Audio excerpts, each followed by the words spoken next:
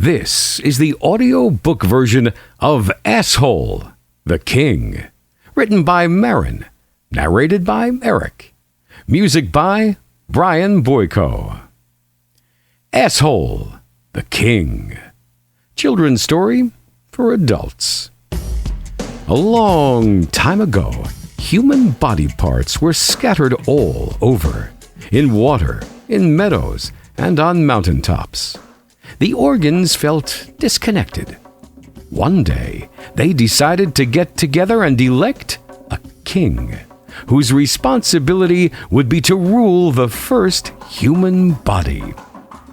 On the way to the meeting, breasts tried to convince others to elect them because of their mission to feed all newborn babies. Nobody accepted the idea. Organs said that female breasts are beautiful and important, but male breasts are totally useless, and a useless king is to be rejected without reservation. Mouth set the meeting in motion. It explained that it was best fitted to be a ruler. It was articulate, and also the first defense of the body. Its presentation was rejected, even by lips. Lips made funny gestures during the speech and told Mouth that without lips, it is nothing but a black hole.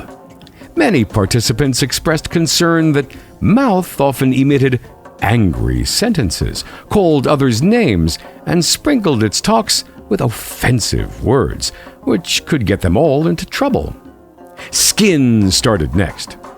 "You know, I am the biggest organ of the body. It makes sense for me to be elected as your lord," it added. Its words created the first laugh. Others said that skin was only skin deep, an organ with no royal substance. Brain jumped to the podium and made it clear there was no need for a discussion. It said, "I'm positioned high in the body for a reason. To be a king. Only hair is above me, but hair is powerless and doesn't count. It is negatively affected by wind, and some people wouldn't even have hair." "Wait!" Heart interrupted the jelly substance. "Who pumps blood toward you? Without me, you are just a blob of good-for-nothing gray fat. I would be the engine of the body, so I would be the best possible crowned head." "You cannot be a crowned head. You are located in the torso," lungs stated in unison. "Also, can you tell which organ enriches the blood you are pumping? When you are talking about electing a monarch, keep this in mind, all of you." "No, it won't work," shouted the rest of the crowd. "Lungs are twins. You have a split, unpredictable personality. We do not want an unpredictable ruler." Me, murmured Stomach. "Nobody works harder than me. Although I build my walls day and night, I never forget to distribute nutrients to the rest of you. Why don't we vote right now and go back to work? I'm obviously the best candidate for king." From the middle of the table, hands waved for attention and said, "Stomach is always angry and makes unpleasant noises that embarrass all of us. Stomach does not have royal appeal. Although we massage it often, it'll be great if you elect us. We are ambidextrous, and we would take good care of all of you.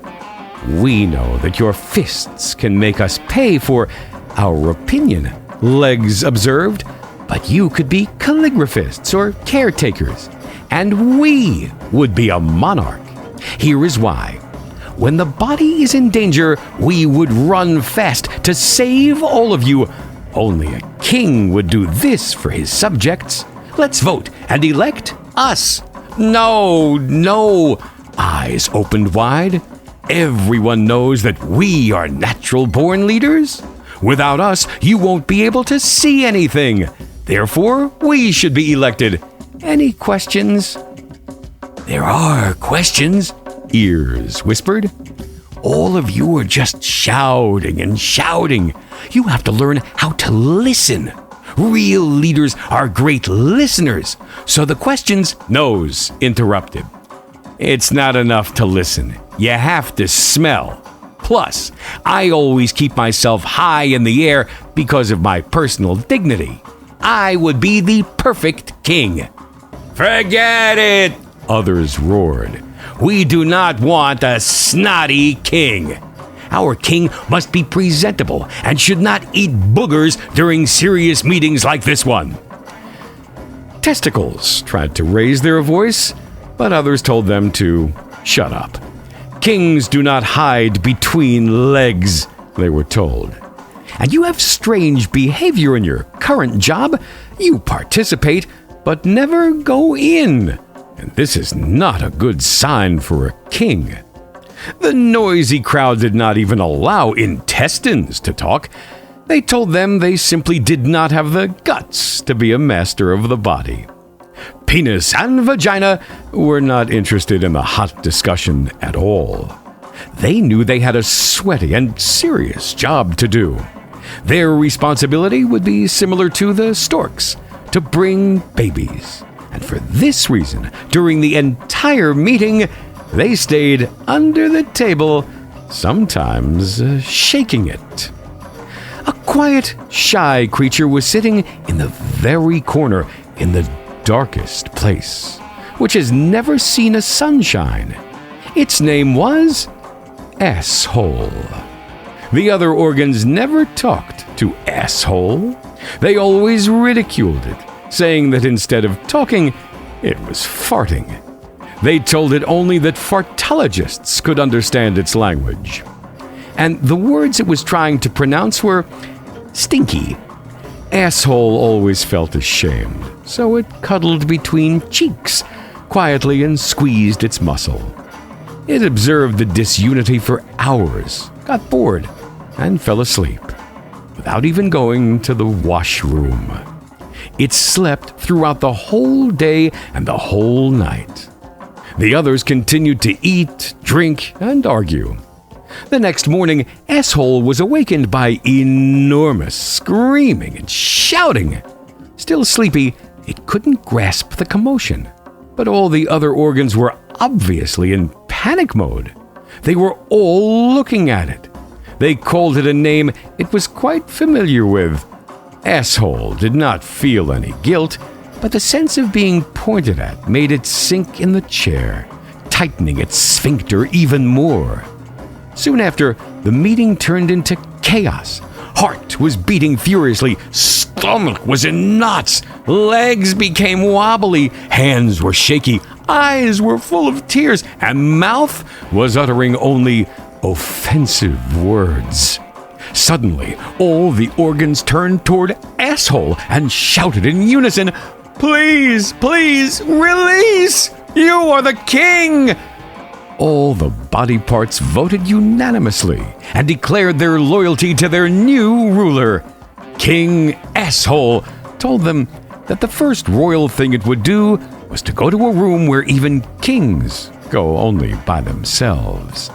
After it flushed the toilet and came back, the king noticed that organs seemed happy and relaxed. Ears announced that they had heard that assholes rule the world, and the human body should be no exception. For the first time, they all agreed, and they lived happily ever after. This has been the audiobook version of Asshole the King, written by Marin, narrated by Eric. Music by Brian Boyko. Production copyright 2018 by fontreel.com. The end.